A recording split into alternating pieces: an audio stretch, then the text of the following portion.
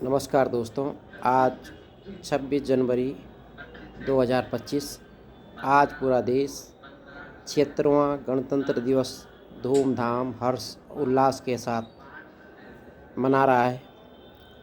तो 26 जनवरी 1950 को हमारा देश एक गणतांत्रिक लोकतांत्रिक समाजवादी गणतांत्रिक देश बना।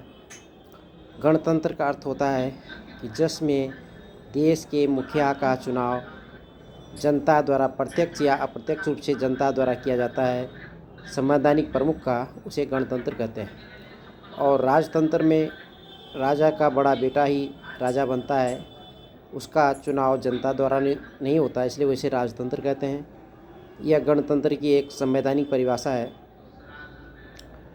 तो 26 जनवरी 1950 को हमारा जो संविधान लागू हुआ पूरे देश में, यह एक बहुत ही पवित्र ग्रंथ है हमारे देश का, जिसे 2 वर्ष भारत के संविधान बनाने में 2 वर्ष 11 माह 18 दिन का समय लगा।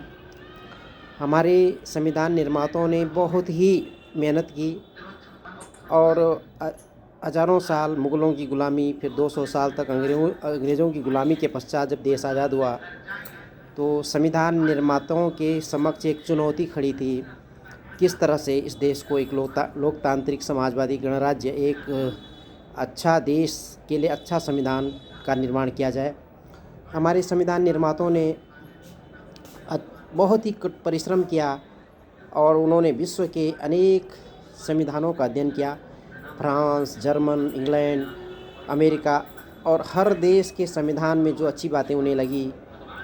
लोकतांत्रिक व्यवस्था हमने इंग्लैंड से ली और जो जो अच्छी बातें उन्हें हम उन मौलिक अधिकार और कर्तव्य हमने फ्रांस के संविधान से ली, जर्मन के संविधान से ली, अमेरिका।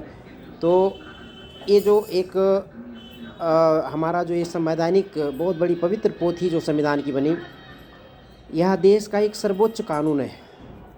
तो संविधान की जो मूल प्रस्तावना होती है वो चेंजेबल नहीं होती, उसको चेंज नहीं किया जा सकता। और बाकी में संसद 2/3 बहुमत के द्वारा समय समय पर देश काल परिस्थितियों के अनुसार सरकारें उस संविधान में संशोधन कर सकती हैं या करती हैं। संविधान निर्माताओं ने भारत को एक सार्वभौम स्वतंत्र लोकतांत्रिक गणराज्य बनाया और इसको अधिक शक्तियां केंद्र के पास देकर, ताकि विद्रोह न हो और कोई अलग अलग देश, अलग अलग राज्यों की केंद्र को इतनी मजबूत शक्तियाँ दी गई और ये लोकतांत्रिक समाजवादी गणराज्य बना। संविधान निर्माताओं का भाव बहुत ही सुंदर और अच्छा था और जो काम संविधान निर्माता स्वयं उस समय देश काल परिस्थिति के अनुसार नहीं कर पाए, उन्होंने उन्हें बाद में सरकारों पर छोड़ दिया कि समान नागरिक संहिता, देश में एक जैसा कानून, लिंग, जाति और धर्म मजहब के आधार पर कोई देश, कोई सरकार किसी के साथ भेदभाव नहीं करी। समानता का आधार, शिक्षा का आधार, मौलिक अधिकार दिए गए। लेकिन अधिकार संविधान में दिए ज़रूर गए, लेकिन बाद में राजनीति और वोट और तुष्टीकरण की राजनीति के कारण संविधान में अपवाद बन गए। किसी के साथ धर्म, मजहब, संप्रदाय के आधार पर कोई भेदभाव, कोई विशेष सुविधाएं नहीं दी जाएंगी। लेकिन इस राजनीतिज्ञों ने वोट बैंक की तुष्टीकरण नीति के तहत कुछ मजहबों को विशेष छूट देनी प्रारंभ की और संविधान का जो कुछ उसमें अपवाद करने लगे।